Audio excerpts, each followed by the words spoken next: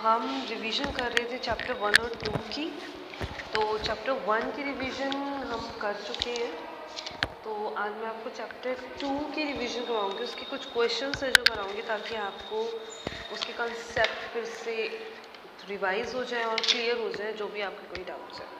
ठीक है, so we will try to cover कुछ questions of your exercise.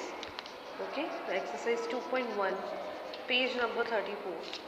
Okay, से क्वेश्चन नंबर 4 का सेकंड पार्ट जो मे बी काफ़ी बच्चों को डाउट में होगा, क्योंकि इसके अंदर आपके पास माइनस में भी पावर है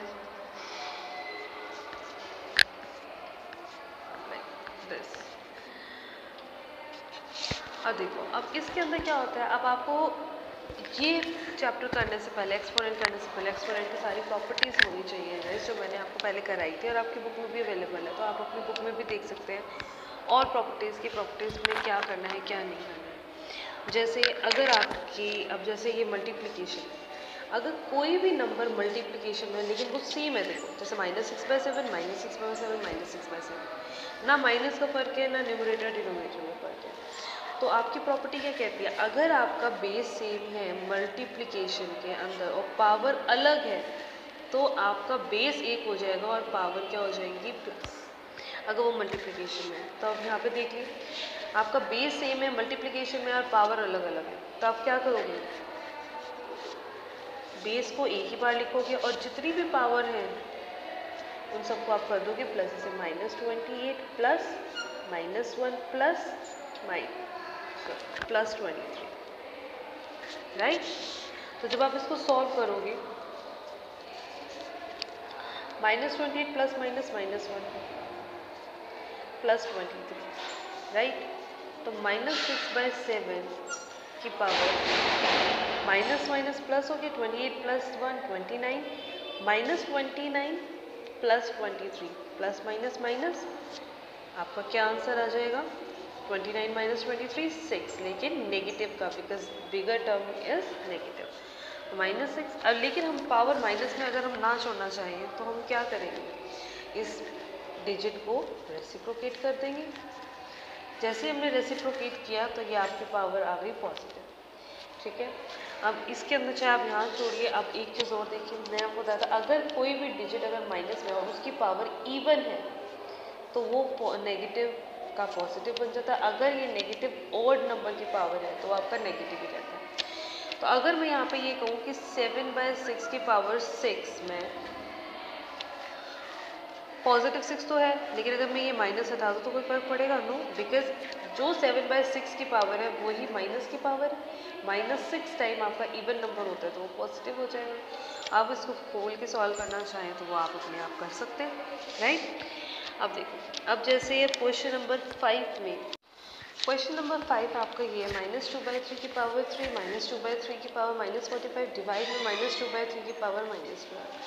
ठीक है, अब आपको पता है कि बेस सेम है, आप दोनों में, आप तीनों में देखिए आपका बेस सेम है। अगर कोई डिफरेंट होता, अगर ये 3/2 होता तो हम इसको -2/3 रेसिप्रोकेट करके कर सकते थे, लेकिन अभी हम इसका कुछ नहीं कर सकते बिकॉज बेस इज सेम। अब आपको मल्टीप्लिकेशन वाली प्रॉपर्टी आपको पता है कि वो प्लस हो जाती है, राइट। लेकिन अब ये भी आपको याद होगा कि अगर बेस सेम हो, पावर अलग हो, लेकिन डिवाइड में हो सेम बेस, यानी कि ऐसे डिवाइड में या फिर ऐसे डिवाइड में, कैसे भी डिवाइड में बेसिकली, तो आपकी पावर क्या हो जाती है, माइनस। तो इसके अंदर जहाँ जहाँ पे मल्टीप्लाई है तो ये और ये पावर आपकी प्लस हो जाएगी और ये वाली पावर आपकी माइनस हो जाएगी। तो यानी कि अगर हम इसको सॉल्व करें तो आपका कैसा आएगा, -2/3 आपका बेस सेम है, इसको एक ही बार लिखा, 3 मल्टीप्लाई में है तो प्लस -45 और डिवाइड में है तो ये आपका क्या हो जाएगा, -12। याद रखिएगा, ये माइनस अलग है जो आपकी इस डिवाइड की वजह से आया है और ये माइनस अलग है जो इस डिजिट के साथ ऑलरेडी है। ओके, तो जब आप इसको सॉल्व करेंगे, -2/3 एज इट इज, 3 + -45 -45 और 3 -45 और माइनस माइनस प्लस 12। अब आप इसको सॉल्व कर सकते हैं, -2/3 3 + 12 15 और 15 आप उसमें से माइनस करेंगे प्लस माइनस करके, तो आपका आएगा 30 माइनस का। और फिर से मैंने माइनस पावर हटानी है तो क्या करेंगे, इसको रेसिप्रोकेट कर देंगे, -3/2 की पावर पॉजिटिव 30। अब आप ये माइनस देखिए, माइनस की भी पावर 30 आ रही है। अब माइनस की पावर इवन है तो जैसे मैंने अभी आपको यहाँ बताया था, माइनस की पावर इवन होगी तो वो आपका पॉजिटिव हो जाएगा। तो यहाँ पे मैं क्या लिख सकती हूँ, d/2 की power 30। That's it, this is our answer. इस तरीके से आपने सॉल्व करना है।